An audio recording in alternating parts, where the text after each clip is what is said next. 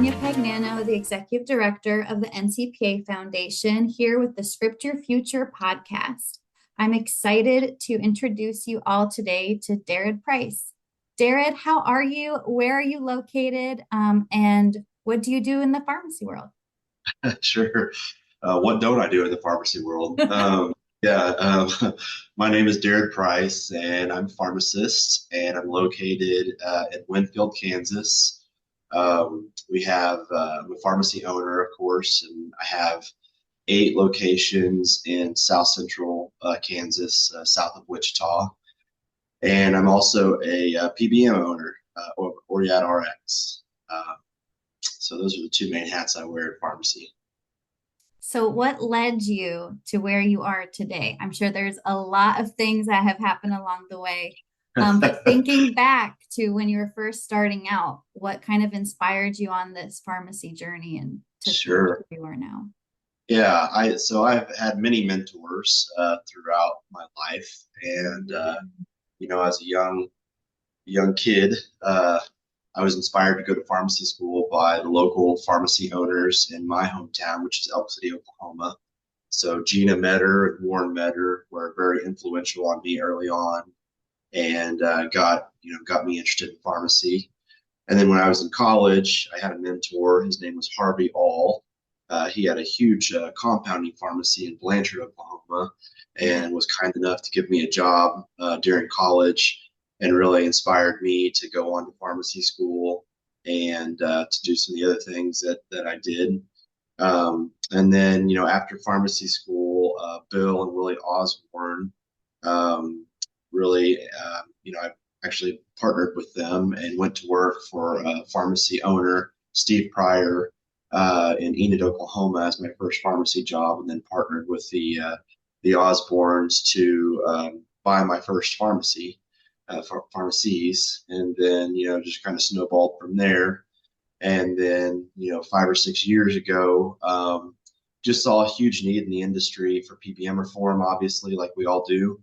And instead of talking about it and complaining about it and beating my head up against the wall at the legislative Sure. offices, we decided to actually do something about it. And that's when we created Oread Rx. It was a long road to create and many bumps along the way, but we're definitely in a good spot now and growing and helping to solve a much needed problem in the healthcare industry. So I know that was 30,000 foot quick assessment, but that's how I got to where I That's am today. wonderful. And I mean, Bill Osborne, he's on our board of trustees at this time for the foundation. Yeah. So it is really cool to talk to someone like you who has had that mentorship experience as well with one of our own board members. Yeah. So you said you own 8 pharmacies. Do you outright own all of those? Are you in some kind of a partnership model with those? Sure. So we are partnered with the Osbornes on those pharmacies. And so yeah, we actually owned 9 pharmacies, but actually last weekend I merged one of our pharmacies into another one, Okay. and consolidated those. So I went from 9 to 8 just here recently.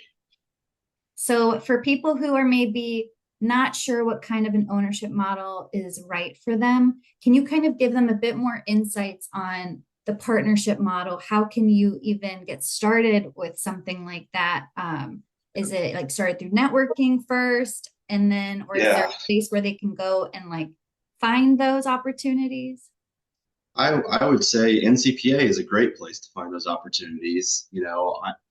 I know all the pharmacy owners that I know, love to find young pharmacists that want to be owners one day, and have them come work for them and see what it's like, and then be happy to share anything that they want to know about ownership. Really, I'm happy to do the same thing. I would love for the next generations of pharmacy owners to take over for us one day. But there are all kinds of different models out there. I mean, there's smaller junior partnership percentages. There's 50-50 deals. There's majority partnerships.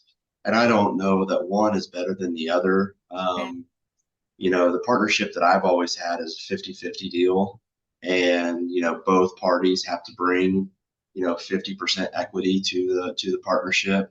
And I just believe at that point it's a true partnership. Everything that you do is together. Both parties have to bring value to the partnership, obviously. And, I was able to start at a really young age because of that. Whereas if I would have tried to go on my own or, tried to buy stores by myself, there's no way I could have started at 26. It would have Sure, been sure. 10 years past that before I had enough money to be able to go buy a pharmacy. So it provides a way to get into the game, the pharmacy ownership game at an early age. No, for sure. And I know, especially for people right out of school, like it is a really good opportunity for them to get started at that Yeah. time. Also, with someone who's potentially much more seasoned, right? They know what's going on in the industry, they've been through the challenges, and they can kind of help guide them also through some of those business aspects that I know people don't really learn in school, right? It's kind of learning by doing. Yeah, that's definitely not taught in school. I mean, you don't learn to read P&Ls and know what goodwill is and depreciation and all the things in business, and so you have to kind of learn on the fly, really. Unless you go to get your MBA as well, which I know a lot of people do that also. Okay. But the first year we were in business, we moved states, so we moved far away from home. And I think my first year on our P&L, it showed we lost $250,000 in our pharmacies. And so I would have ran from the hills if I didn't have, a seasoned mentor to say, well, just chill out. A lot of that's depreciation and other things. So just write it out. It'll get better. And it did, obviously. And so having a partnership that knows those type of things was invaluable for me as a young.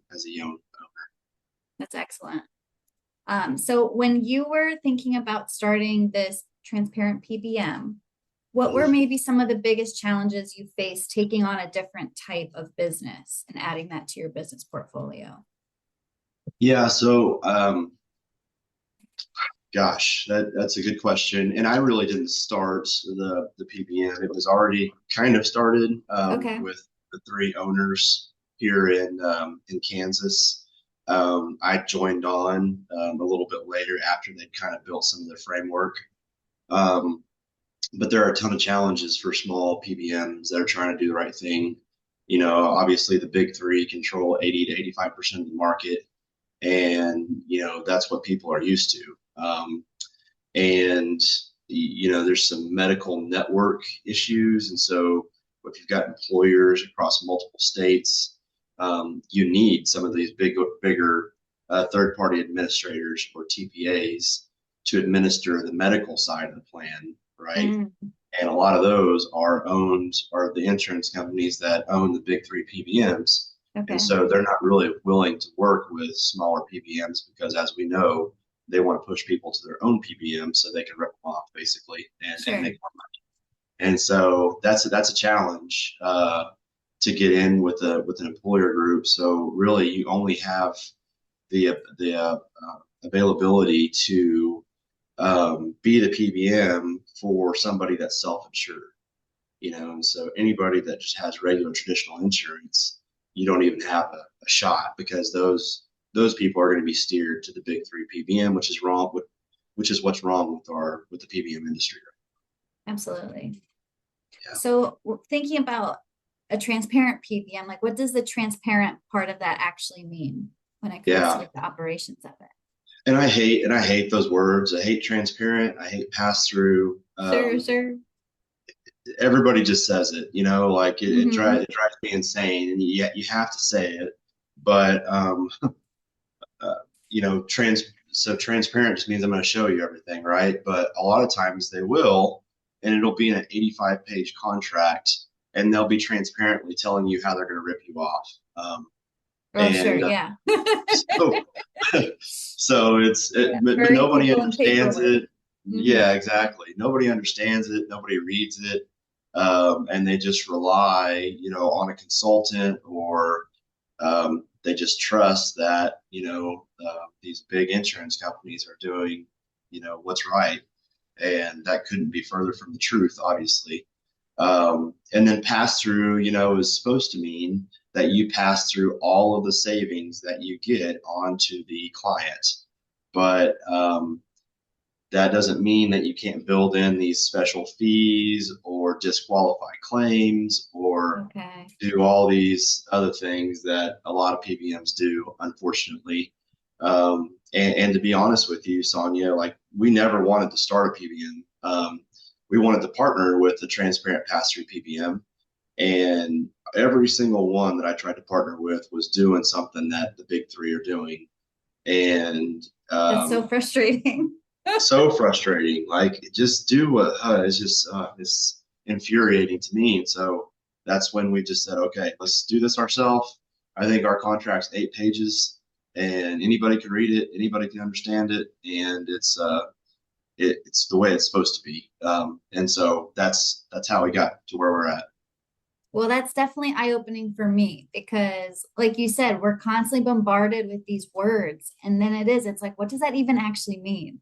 Yeah, And you're right. yeah. If they're still There's hiding things, if they're still adding additional hidden fees, like right. is that truly helping the patient at the end of the day? Is it really truly advancing anything for healthcare? Probably Yeah, not. yeah. Yeah, and a word that probably is better used that we try to use is we're an honest PBM, Okay. and we act as a fiduciary on behalf of our clients, and so which means you are truly looking out for their financial well-being, not your, and so a lot of the PBMs, unfortunately, especially the ones that take private equity money, I mean, they are beholden to the shareholders of that private equity firm. That's their number one goal is to make a Right. profit. Which any business's goal is to make a profit. I'm not saying that you can't make money, but your number one goal becomes satisfying your own stakeholders instead of doing what's right on behalf of the clients that you serve. And so there's a way to do both. There's a way to run a solid business and save a ton of money for your client and do what's right in the industry. Um, it's just the way the regulations are. It's so easy to turn a blind eye and do what's wrong, and you can make a boatload of money doing that. And unfortunately, that's what most of these PBMs have gotten caught up in. And it's just, I don't know, we're not going to do that. And so that's just the way it is. Well, I really appreciate your work in this space because I think there's a ton of value. And I think, honestly, a gap in business for businesses like that, businesses that are honest, businesses that really care about people and are trying to do the right thing. And I Yeah, think when people hear about that, they value that and they want to support it. To I hope me, it's a so. no-brainer. It's an absolute no-brainer. Um, yeah, most of the time, these, especially like municipalities and school districts and people like that, they Mhm. don't understand that their health insurance plan is killing their local pharmacy. Like they are assisting in putting their local pharmacy out of business by the plan that they choose. Um, and they don't realize that if they chose a different option, not only would they be helping support their local businesses, but they would save a ton of money themselves, and, Exactly. and Exactly. so it's just unbelievable to me. And once you see the numbers, like I was just talking to a guy last night. Actually, he belongs to a school system close to the Kansas City area, and he went away from traditional insurance and was self-funded. And he said the past 3 months they've spent half as much money on health insurance as they did when they were with the traditional insurer. And that's tens of thousands of dollars for a very small school Yeah, district. that's huge cost Uh, savings. it's huge cost savings. Yeah, and another person I was with lunch with yesterday, who's one of our clients. None of their employees pay for health insurance in October, November, or December. They don't make Because of anybody how pay much they save? because of how much money they save Wow. on specifically on the PBM side. Okay. And what's funny about that is they switched to us 3 years ago from a transparent pass-through PBM, right?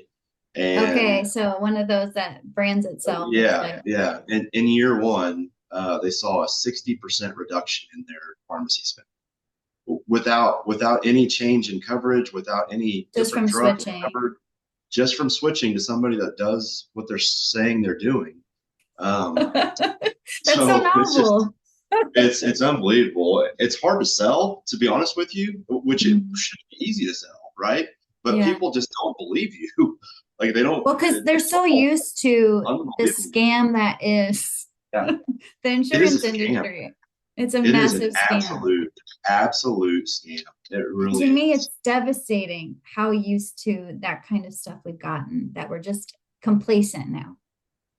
Yeah. But you're right. Well, and you, The more people talk about it, the more that they see these stories of people like actually having these savings, the more they hear about actual patients, right, with better outcomes because of it.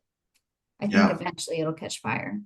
Well, a couple things, like so. I don't know if you've seen some of the lawsuits that are coming down, but I can't remember if it's J&J. I think is Yeah, involved yeah, in one of them. that was the one that triggered a lot of this for myself Yeah, because I'm like, but oh, fiduciary duty. What does yeah, that even yeah, mean? their employees, the employees of J&J actually sued J&J for not doing their due diligence on their health insurance, right?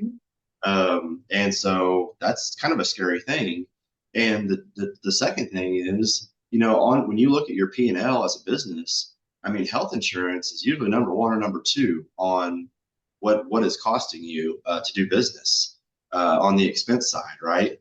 And so as an employer, I mean, it's like definitely a top five thing that you should be looking at and considering when you're evaluating your business on how to save money and not only save money but provide a better product for your employees. Like Right, the value of what you're spending, like, is that actually equaling out for your people or it's all not? sick care. Like they want you to get sick and go to the most expensive hospitals and be on the most expensive drugs and because if that happens, then the insurance company makes more money in the end. They can raise your premiums up and make more revenue off of that. So it's a broken system, and we're happy to be part of the solution. Like there's nothing more rewarding to me than going in and telling the story. Somebody switches to us, and then like the lunch deal that I had yesterday, 3 years later, saying you guys told us you would probably save us around 30 or 40%. You actually saved us 60%. And none of our employees pay for health insurance in October, November, December. Um, and to me, that's like the most rewarding thing that I've ever done in my career. And I'm excited to continue to grow and do it for more people. Absolutely. So, what advice do you have for other pharmacy owners that are maybe really frustrated right now? Yeah. Because I Well, I feel mean, like you've kind of kept a certain level of optimism going, right? And so, like, yeah, how do you do that? How do you maintain that? yeah, that's true. It's hard sometimes, especially when you see some of these contracts that the big three roll down to you. But I mean, you have to pivot, right? If you're not making money dispensing prescriptions, then how can you make money? What can you do? I mean, you don't have to, do what I did and try to like go, change the market share in your communities. Now, I would highly advise that actually, and we would be happy to partner with anybody that wants to do that Okay. because it's important to tell the story, right? It's important to make people understand because I know you and I talked to Nathan Reed the other day, who was the superintendent here of schools, and he came into my office very frustrated with me because their health insurance was going up 30 or 40% because of the cost of drugs. And so he wanted to know why the hell are you charging us so much for drugs? you know, and I had to quickly explain to him, no, no, sir. Actually, we make less money than we ever have, so it's not us charging you. Let's look at what your PBM is charging you for drugs. So it's important that local people know like the true story of what's going on and that there are solutions to fix that problem. And so that's the way I went. But there are other things in pharmacy, all the wellness stuff, the vitamin lines, the DME, the immunizations. We have two pharmacists that are embedded in the clinic doing annual wellness visits and chronic care management. Oh, Uh, cool. We now employ a nurse practitioner, and we have two wellness clinics that she runs that focuses on hormone replacement therapy and true wellness. So there's a lot of different things that you can do besides just dispense prescriptions to impact the health of your community. And so, don't give up, just shift, just pivot.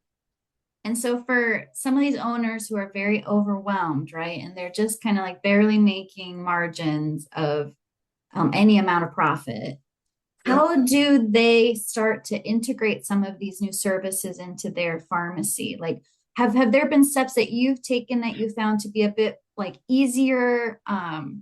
Is it all dependent on your community and like who's in your community? Yeah.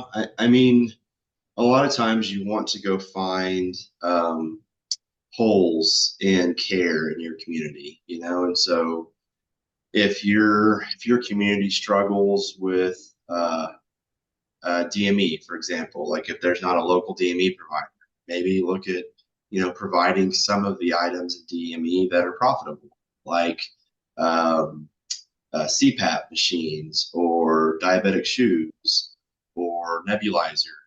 Looking at your local, what does your local community look like?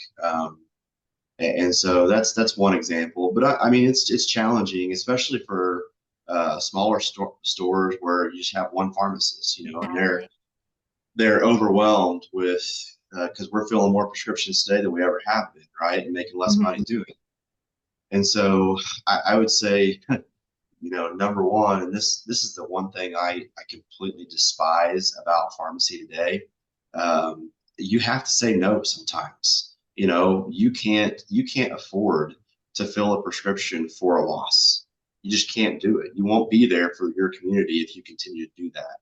So now I know you have to be careful with how you go about doing that, but you can't. You have to find solutions to where you can't fill prescriptions at a loss. And so I'd say that's number one: learning to say no and when to say no. Um, and then don't you're not going to leave the patient out to dry. You're going to find them a solution, whether it be a therapeutic substitution or finding them a new pharmacy that would take their fill.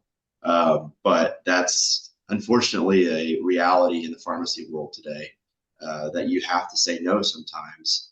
Um, and business doesn't have to be complicated. Um, do more of the things that make you money and less of the things that don't, right? Sure, So sure. saying But how do no to you some of find out those what those lots. things are if you're not Well, you like can you said, see it pretty quickly overwhelmed? in your dispensing data, Okay. and then you'll find a couple of holes in your community of needs in the medical field, and then go fill those needs. So definitely pharmacy owners need to go look at their data. If they're not looking at it regularly, go look at it right now.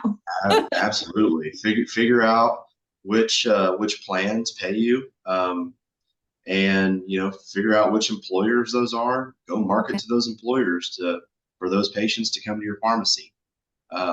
Very targeted marketing. Used to 10 years ago, it didn't matter. You just marketed to the whole community.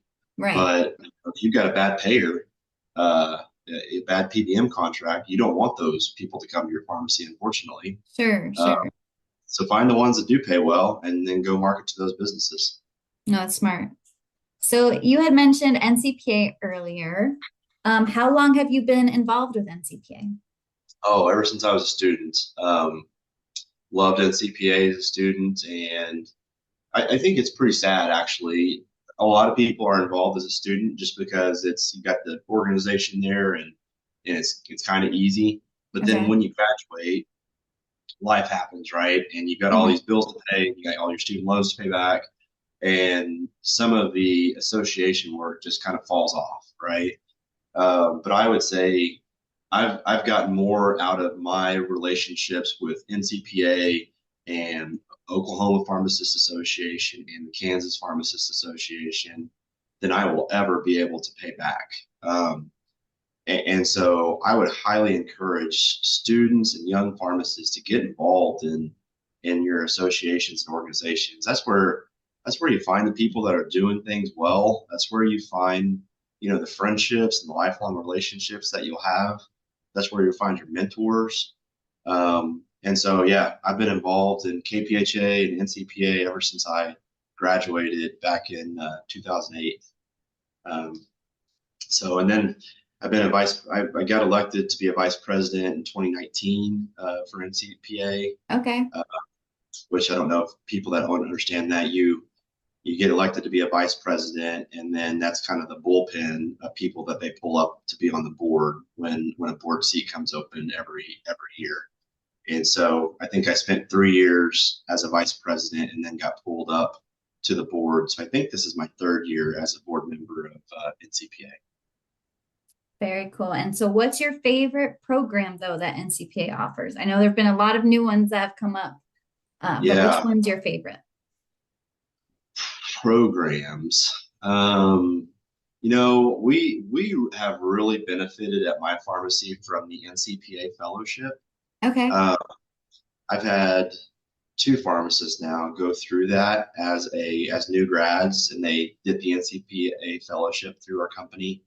Um, and that was really beneficial because what it did was it provided us a pharmacist, right? But then it also gave them some time to go find a project to bring to our store, and so the one that stands out to me is test and treat, which hasn't become as big as we thought it would be, but every one of our stores are able to do it now because of the NCPA fellowship that we did. And Oh, so, okay. yeah, so that person was able to do that, part time as a pharmacist for our company, and so that was really great. I highly recommend the NCPA fellowship for sure. Oh, that's excellent. So I also know you're a lead luminary for CPESN Kansas. What does the luminary do? I see that word come up all the time, and I'm honestly Yeah, not 100% on what it is. yeah. So CPSN obviously is the Community Pharmacy Enhanced Services Network. So it's those pharmacies that are going above and beyond doing things besides just dispensing prescriptions, right? Hmm. And so I think almost every state has a local network. CPSN USA, which is the umbrella, and then every state has a smaller network. So CPSN Kansas has a local leadership basically, and we have 5 or 6 luminaries in Kansas. So that's kind Okay. of the leadership for the CPSN group. So we do things like we try to go get contracts for our members. I think we've got 80 or 90 members in the state of Kansas right now. That's we have geographic adequacy all over the state, and so we try to work with third parties basically to get paid on the medical side on a lot of things. We get paid for, like, we have one program that's about to roll out with the state, a managed care organization here in the state, and they're having trouble with health risk assessments. So the state requires them to get a certain percentage of their people to do a health risk assessment every year, and they've always struggled to get that done. So what better place to partner than pharmacy, right? For All of their sure. Yeah. members are coming into our stores to get prescriptions, and so at that time we can help them complete the health risk assessment, and so then that managed care organization will pay the pharmacy to do that. And so it's those type of things that CPSN does. We look for those opportunities and those partnerships, and just try to figure out ways to make pharmacies money doing the enhanced services that they are already doing a lot of times. Well, I feel like that's really elevating the profession, right? In the eyes of other professions out there, like medical and things like that, that maybe didn't consider, with all of the education you guys do, all of the different rotations that are involved with that. I think there's so much value pharmacists bring to communities, way beyond Absolutely. prescriptions. And so I Yeah, think it's really cool what CPESN is doing in each of these states, and the ways that you guys can then advocate, right, for the profession, I think is excellent. absolutely. Yeah. Patients see their pharmacists 35 times a year on average and see their physician 3. And so we just have way more access to patients, and patients have way more access to us. Hmm. And so, how can we help in that whole medical pharmacy relationship with patients, but we have to get paid for it. Pharmacy has done things for free for way too long. And so we have to figure out ways to get paid for a lot of the things that we haven't been in the past. Yeah, and states have to start recognizing too that that work is being done and it should be paid for. It's So I valuable. am Yeah. excited for that to continue too. I've got one more question for you. So I know you've also served on your local hospital foundation. How has serving on that maybe opened your eyes on the broader problems facing healthcare today? Oh man, yeah. Especially in hospitals. Rural hospitals are uh, facing some of the same problems that rural pharmacies are facing, or that pharmacies in general are facing. The bad contracts, the under reimbursements, things like that. And so, they are fighting and scraping for every dollar as well. And so unfortunately, the way our country's healthcare is set up right now, um, patients are suffering because health insurance is as much as it's ever has been, but providers are going out of business left and right. You hardly ever see a physician's office anymore that's owned by local physicians. They're all part of a bigger health system now, right? Um, and I think Optum or United Healthcare is the leading Yeah, I think it's employer of United. physicians Mhm. in the country. And so, they're getting extinguished or extinct, just like pharmacies are, unfortunately. And so, it's been cool because we've found ways to work together. Oh, good. Um, especially during COVID. I mean, we had great partnerships with our local health resources. Not only the hospital, but the local health department as well. So I think that COVID was terrible, obviously, but it showed us how important those partnerships can be. And so, Renee and I really try to stay as active as we can in the community, to try to find partnerships. And another cool thing is that hospital uses our PBM also, Oh, okay. and we Nice. were able to we were able to cut their drug spend by 50 or 60%, which helped them stay in business. Right. So it's those type of things. When you serve on a foundation or serve in any capacity for any of the nonprofits around town, a lot of times you find a lot of partnerships that provide value to both organizations and the people in the community. So yeah, it's been a great experience. Well, it sounds like it's a very valuable thing for pharmacists to look into if they're not already involved in their community in that way, seeing if there's places like that that they can serve. Absolutely. Well, I really appreciate your time today. I feel like I've learned even more about you. Felt like I already knew a lot, but now I feel like I know even more. So thanks for your time today and joining us on Script Your Future. Yeah. Thank you, Sonja. Take care.